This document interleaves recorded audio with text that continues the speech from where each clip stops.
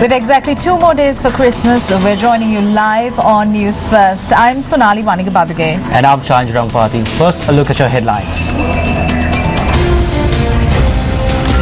Headlines on Newsfirst at 9. The bodies of 2 men trapped inside the Angamana mine in Ratnapura recovered. The budgets of 3 more UPFA governed local councils defeated. Budget of the TNA governed Navin Danvedi Council in Ampara defeated. We are prepared to leave the government if it will serve the people. A statement from the Chatika Hello Romeo. පැකිලෙන්නේ නැතුව ආණ්ඩුවෙන් එළියට ඇවිත් විපක්ෂේ වාඩි වෙන්න ලෑස්ති. Badrulia Hospital remains closed. News First at 9.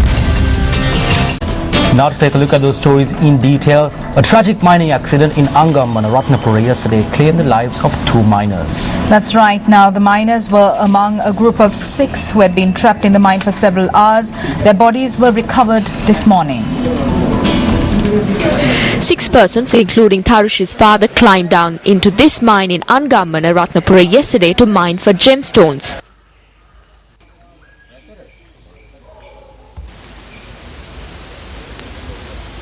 Minipura Minisoya. 2 of 6 miners who climbed down into this mine are no longer with us. I am in the Angamana area in Ratnapura. Ratnapure Angamana Pradeshe. The mine had collapsed after the 6 miners had commenced work. While 4 of the miners survived, area residents say the other 2 were trapped in the mine for several hours. At about 4:30 when we finished work and were leaving, 6 men entered the mine. They shouted from inside the mine saying that a support had broken and asked that the engine be started. We used a machine that bores holes 4 inches wide, but a hole 6 inches wide had opened up and water gushed through, filling up the mine. 4 of them got out, but the other 2 could not. Miners say that the 2 men were already dead when they were found following a major operation this morning. When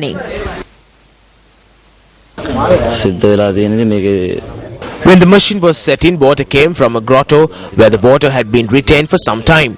There was no water in the mine. The water came gushing through.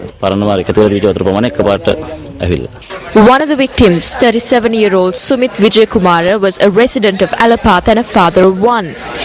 He was unable to celebrate his daughter's 14th birthday yesterday.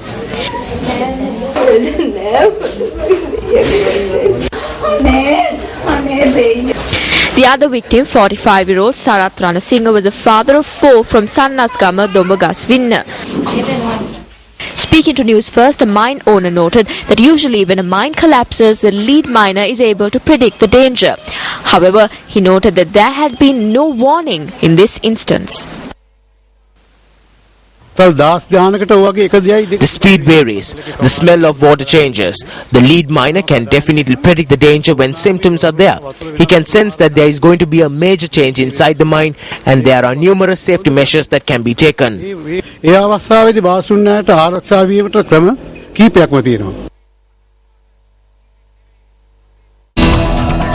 The students who scored the highest marks in the island at the concluded GC advanced level examinations visited President Mahinda Rajapaksa at Temple Trees today.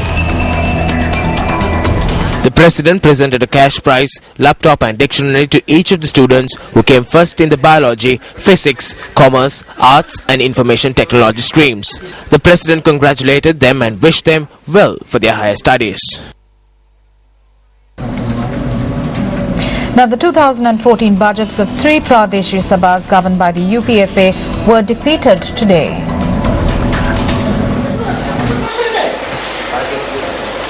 The 2014 budget of the Damana Pradesh Sabha was defeated in the first round of voting today. The Pradesh Sabha consists of 7 ruling party members and 2 opposition members.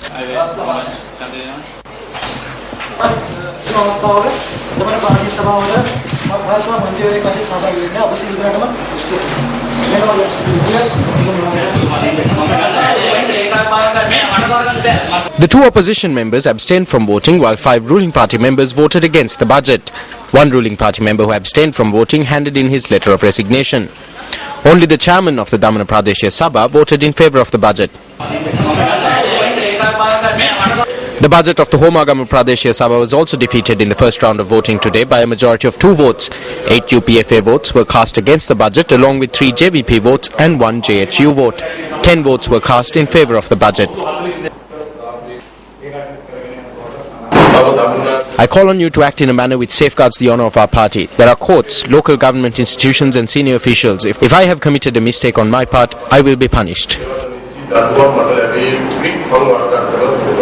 Meanwhile, the first round vote of the Bulat Sinhala Pradeshya Sabha's budget was defeated by a majority of 11 votes today. The budget of the Navidanveli Pradeshya Sabha in Ampara, governed by the TNA, was defeated today as well. The deputy chairman of the Pradeshya Sabha voted against the budget and the ruling party lost by 1 vote. The budget of the Bope Poddala Pradeshya Sabha, governed by the UPFA, was approved during the second round of voting held today. The budget was passed with a majority of 3 votes. However, Pradeshya Sabha members expressed their protest following the vote. UPFA members in the Gomarang Kadawala Pradeshya Sabha were able to pass their 2014 budget during the first round vote held today with a majority of 8 votes. Over the past few weeks, the 2014 budgets of a number of local government institutions governed by the UPFA were defeated. Meanwhile, the Jatika Hela Oromia says that it is prepared to leave the governing alliance and sit on opposition benches if it will serve the people. That's right. Now, the JHU's Deputy Secretary made this statement at a meeting held in Hokandara yesterday. Narcotics is a major problem in this country today. There are 16,000 people who have been imprisoned for possessing 2 milligrams of narcotics. But the law is not being enforced against persons who brought 260 kilograms of narcotics into the country. At the same time, we remember how when the casino issue cropped up, the powerful business class, the business class that controls the media, came forward. We were able to take that fight to the fore. Today, approval has been granted for a hotel project sans the casino. But we are not satisfied and we will continue to watch this. We guarantee that whether we are among the living or not, in the future, as long as this national force exists, we will not allow for gambling and intoxicants to be passed and taken forward.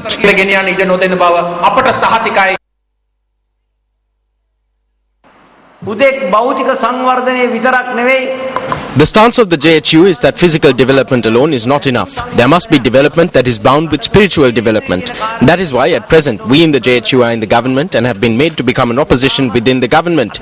If it will be beneficial to the people, if it will ensure that work is done for the people, then we are prepared to leave the government and take our seats in the opposition without giving 2 thoughts to it. UNP parliamentarian Sajid Premadasa attended an event in the Lunugambera area yesterday. Sri Lanka and Pakistan have launched a joint investigation to capture the drug kingpin who supplies drugs to the world and to Sri Lanka. Who are they trying to capture? His name is Sardan Khan. Look at this joke. The Sri Lankan police and the Pakistani police are teaming up to capture the world's biggest drug kingpin. However, the Sri Lankan police do not have the authority to arrest our own Sri Lankan Khans. The Sri Lankan Khan is right there in front of us. However, orders have been issued not to capture him. This is the miracle of drugs in our country. The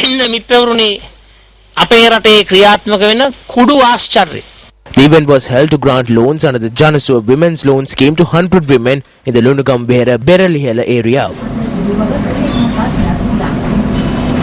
UNP parliamentarian Kalata Atukorla says she has no faith in the concept of a UNP Leadership Council, which consists of several persons. Now, issuing a release, the parliamentarian notes that she rejected the opportunity to join the Leadership Council as she believes that such a council could not provide effective solutions to the party. In her release, parliamentarian Kalata Atukorla explains that her decision to reject a position within the Leadership Council is not aimed at putting the party or any individual in a difficult situation. She adds that on most occasions, the party leadership and the party seniors who have won the confidence of the public decide on the policies of the party. Kalata Atukorla points out that a senior council consisting of the current party leadership and former deputy leaders Karu Jayasuriya and Sajid Premadasa should have been set up and vested with the responsibility of taking policy decisions. She also states that such a council would prove to be more effective than one with a large representation and less powers. Minister of Construction, Engineering Services, Housing and Common Amenities, Vimal Veeravansa, says the country's leadership will not be given to a leader who does not respect the national anthem. That's right, Sonali. Now, the minister made this statement at a ceremony held to present homes to low-income families in the Colombo district.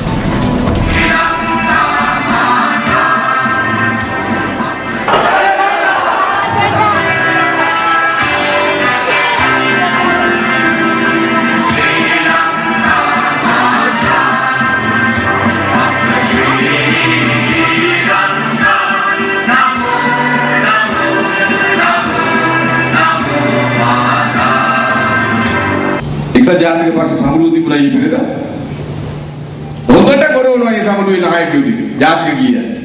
When the national anthem was sung at the recently concluded UNP convention, the leaders of the party were fast asleep. Some were sleeping while standing. Not only that, Ranil Wickremesinghe delivered his speech after stopping the anthem halfway. That is the respect he has for the country. While the anthem was going on, he was seen folding the sleeves of his shirt. We were taught in school to stand to attention when the national anthem is played. Our opposition leader was seen folding his sleeves while standing to attention.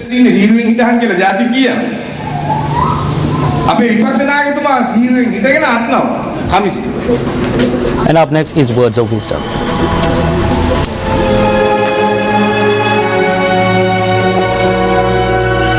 Opportunity does not knock. It presents itself when you beat down the door. Kyle Chandler.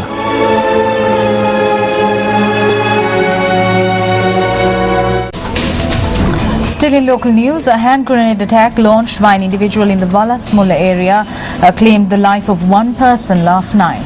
An individual who served as a civil defense force trainer has been arrested in connection to the incident. One person died and 4 others sustained injuries in a hand grenade attack that took place in the Polwata area down Bovela Road in Wallace Mulla at around 10:45 p.m. yesterday. According to our correspondent, the suspect's cattle had strayed into the land belonging to his neighbor, and this has caused a quarrel. According to the police, the hand grenade attack was launched while several persons, including the neighbor, were sitting outside their house. The deceased has been identified as 29-year-old father of one. The injured have been admitted to the Mathura and Karapeti hospitals. My son went there, but he had died on the spot. They searched for a 3-wheeler as well, but couldn't find one. They tried to take him after taking everyone else. However, by that time they said that there was no use, as he had already died.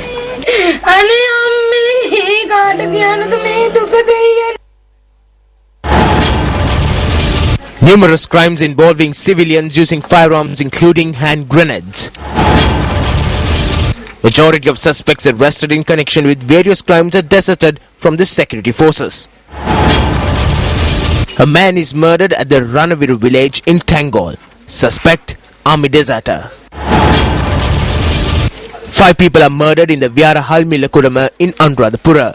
Suspect, army deserter. Brutal murder of a police constable and his wife in Kamprupitiya. The suspect was an army veteran with training in firearms. Yesterday, 1 dead and 4 injured in a grenade attack. Suspect, a member of the security forces. Shouldn't more attention be paid towards the fact that persons with weapons training are roaming around at large? Time now for Action TV.